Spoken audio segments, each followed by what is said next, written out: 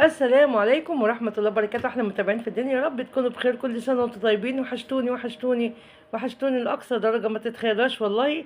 وانا مقصرة في حقكم، بس معلش والله كنت بمر بظروف صعبة. وانا بنزل الصورة دي لان الصورة دي كأنها امي، الله يرحمها ويرحم الجميع. اللهم ارحم موتانا وموتى المسلمين يا ارحم الراحمين.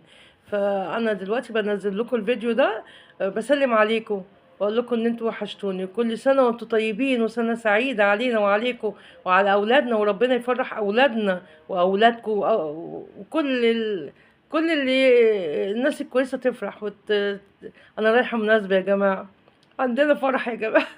ربنا يفرحني ويفرحكم يا رب، ويفرح الجميع ويصلح حال الأمة لا إله إلا الله محمد رسول الله.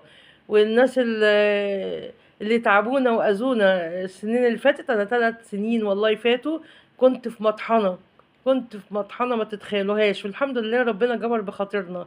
الحمد لله على آخر السنة الجديدة دي بإذن الله أستبشر فيها خير. مش هقول السنة الجديدة القديمة كانت وحشة، لا لا لا، الحمد لله رب خلصنا من حاجات كتيرة، من مشاكل الحمد لله. ودلوقتي انا بخير وسلام، ومش هنزل لكم فيديوهات الا شورتس كده يا حبايبي، عشان بصراحة انا بتعب وكنت تعبانة شوية.